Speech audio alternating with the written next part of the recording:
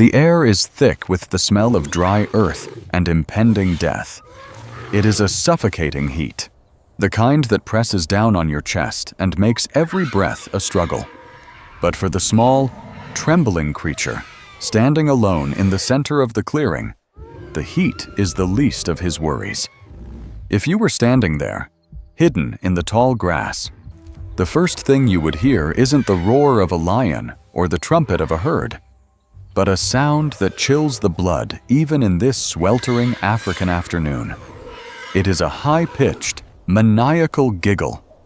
It sounds like laughter, but there is no joy in it. It is the sound of nervous excitement. It is the sound of hunger. It is the sound of a pack of hyenas realizing they have just won the lottery. In the middle of a swirling cloud of dust stands a baby elephant, barely a few months old. His skin is gray and wrinkled, coated in a layer of red mud that is now drying and cracking in the sun. He is small, terrifyingly small against the vast backdrop of the savanna. His large ears flap frantically against his neck, not to cool himself down, but in a desperate attempt to make himself look bigger, to look dangerous. But the predators circling him are not fooled. They know exactly what he is. He is separated. He is exhausted. And most importantly, he is alone. The circle of predators is tightening. There are 12 of them. They move with a fluid, terrifying coordination, like a single organism with 12 heads and 24 snapping jaws. They don't rush. They don't need to. They trot with that distinct, sloping gait, heads low to the ground, eyes fixed on the calf's hind legs.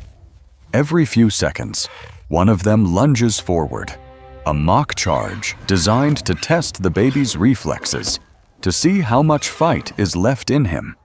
The calf spins around, his little trunk raised high, letting out a shrill, piercing scream that echoes across the plains. It is a cry for his mother, a desperate plea for the matriarch, for anyone who might hear him. But the only answer he gets is the rustle of the wind through the acacia thorns and the deepening cackles of the pack. You can see the panic in the calf's eyes. They are wide, rolling back in fear, ringed with white. He is turning in circles, trying to keep all 12 of them in his sight at once, but it is impossible. As soon as he turns to face the ones in front of him, the ones behind him creep closer, snapping their teeth inches from his tail. They are tearing at his psychological defenses before they even touch his skin. This is the hyena's greatest weapon. They break your spirit before they break your body. They are waiting for him to make a mistake, to stumble, to give up. The leader of the pack, a massive female with a scarred ear and eyes that gleam with a cold intelligence, steps forward. She stops the circling. She stands dead center in front of the calf, staring him down. The laughter dies out, replaced by a low, guttural growling that vibrates through the ground. This is the signal. The game is over. It is time to feed. The calf senses the shift in energy. He backs up, his back legs trembling so violently they look like they might collapse under him. He lets out one last, broken trumpet, a sound so full of despair it would break your heart to hear it. The matriarch hyena lowers her head and bares her teeth, gums black, saliva dripping onto the dust. She lunges. The calf tries to swing his trunk to hit her, but he is too slow, too weak. She dodges easily and snaps at his front leg. He stumbles. That stumble is the green light the rest of the pack was waiting for. Suddenly, the discipline vanishes, replaced by a frenzy of fur and teeth. They swarm in from all sides. The dust kicks up into a blinding storm. You can hear the dull thud of bodies colliding, the sharp yelps of the hyenas. and the terrified screams of the baby elephant as the first teeth sink into his thick skin. He falls to his knees, the weight of the pack dragging him down into the dirt, the darkness closing in around him. And just as the lead hyena opens her jaws to deliver the final, crushing bite to the neck, the ground begins to shake. To understand the sheer horror of this moment, to truly grasp why that baby elephant is shaking so violently, we have to rewind the clock. We have to go back 48 hours, to a time when the world wasn't a cage of teeth and claws, but a long, weary march through the dust. This little calf wasn't always alone. 2 days ago, he was walking in the shadow of giants. He belonged to a herd of 30 elephants, a gray fortress moving across the plains.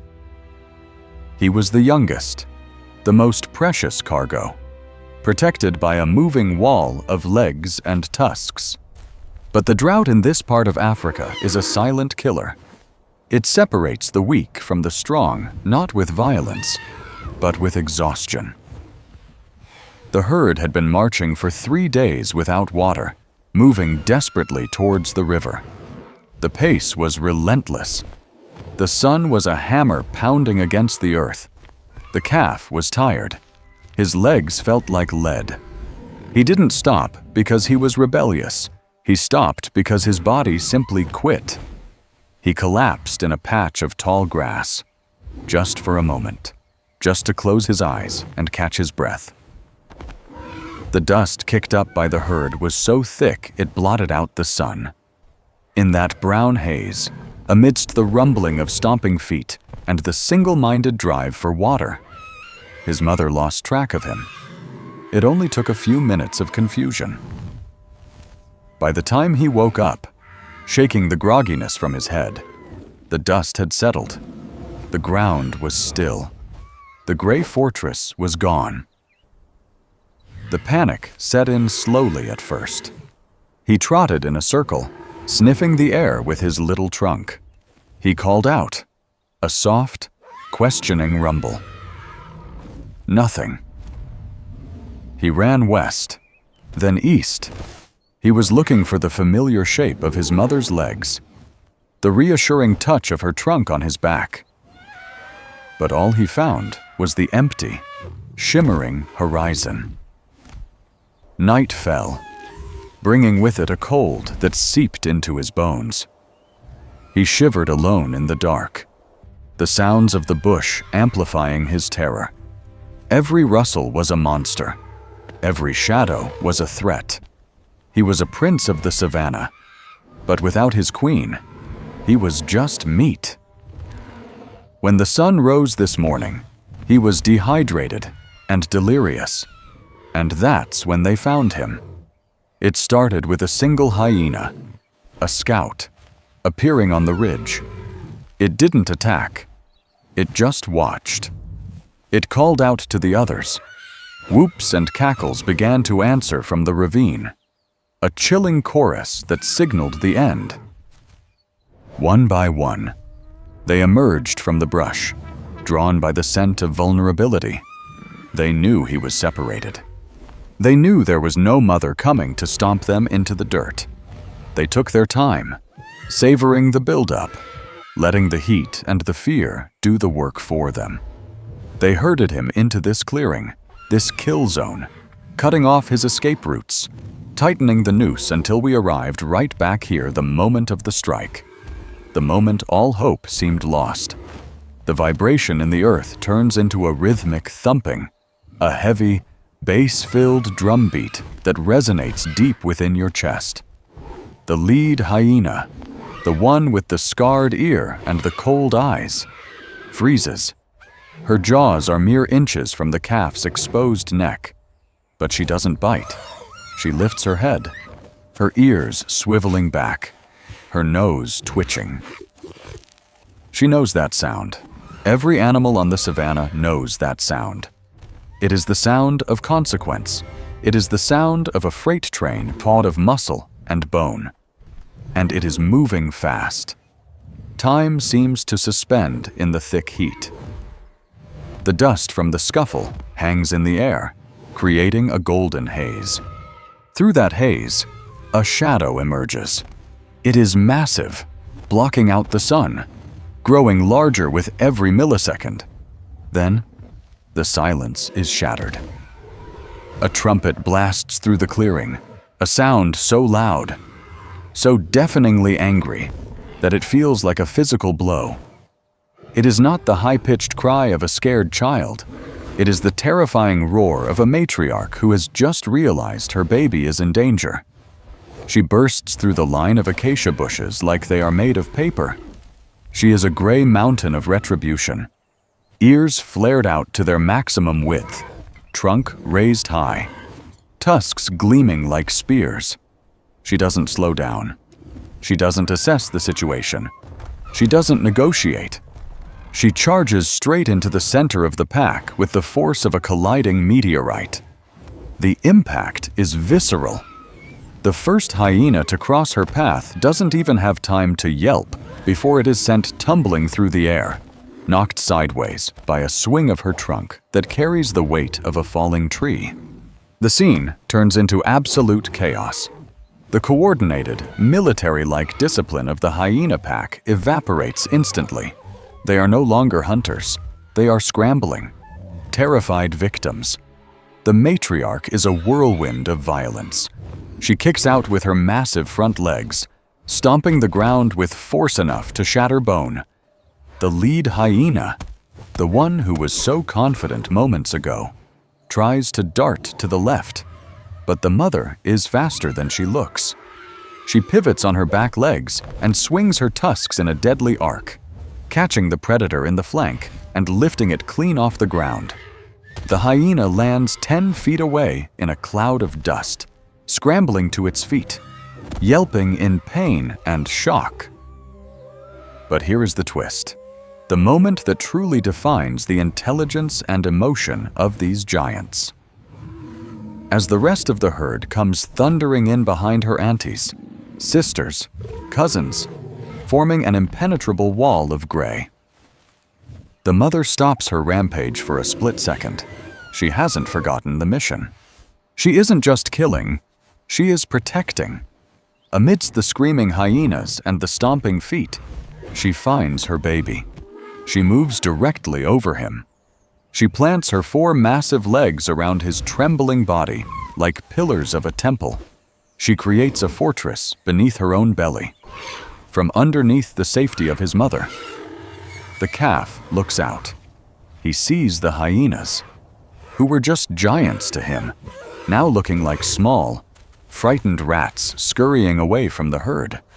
The tables haven't just turned, they have been flipped over and smashed.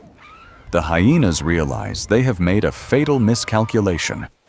They thought they were picking off a straggler, but they poked the bear, or in this case, they provoked the most dangerous bond in nature, the love of a mother elephant. The pack breaks. They scatter in 12 different directions, tails tucked between their legs, their manic laughter replaced by whimpers of defeat. The mother lets out one more trumpet, a warning shot at their retreating backs that says, "Don't you dare look back." The dust begins to settle, drifting slowly to the ground like snow in the aftermath of a storm. The chaotic noise of the battle fades away, leaving only the heavy, ragged breathing of the elephants and the distant, retreating calls of the hyenas. The silence that follows is heavy, but it is no longer terrifying. It is the silence of safety. Underneath the massive canopy of his mother's belly, the baby elephant stops shaking. He looks up, his small trunk reaching out to touch the rough, warm skin above him. It is a touch of Yamebelifsin, a touch that asks, "Are you really here?" The mother lowers her head. Her trunk, which just moments ago was a weapon of mass destruction, becomes the gentlest instrument on earth. She runs the tip of it over the calf's back, checking for wounds, smelling the fear on him, dusting him off with puffs of air. She rumbles low in her throat, a sound that isn't heard so much as felt. It is a deep, vibrating purr that travels through the ground and into the baby's feet. A frequency of pure reassurance that tells him he is safe, that he is found, and that she will never let him out of her sight again. The other females of the herd gather around them, forming a tight circle of trunks and tusks, touching the calf, welcoming him back from the dead. It is a reunion that feels almost human in its emotional intensity. Slowly, the herd begins to move. The sun is setting now, painting the sky in brilliant shades of orange and purple, turning the harsh savanna into a landscape of breathtaking beauty. But this time, the formation is different. The baby is not trailing behind. He is sandwiched right in the middle, flanked by his mother on one side and a massive ant on the other. They adjust their pace to his tired little legs. They walk towards the river that they have been seeking for days, and you know, watching them go, that they will make it. The water is there, and life will go on. As they disappear into the twilight, becoming silhouettes against the burning horizon, we are left with a feeling of profound relief and a lesson that echoes far beyond the African plains. In a world that can be incredibly cruel, where the weak are often preyed upon by the strong, there is a force more powerful than hunger and more ferocious than violence. It is the bond of family. It is the unstoppable instinct to protect what we love. We watch these animals and we see ourselves, our own struggles, and our own need for connection. Today, nature showed us its teeth, but it also showed us its heart. And that is a story worth telling.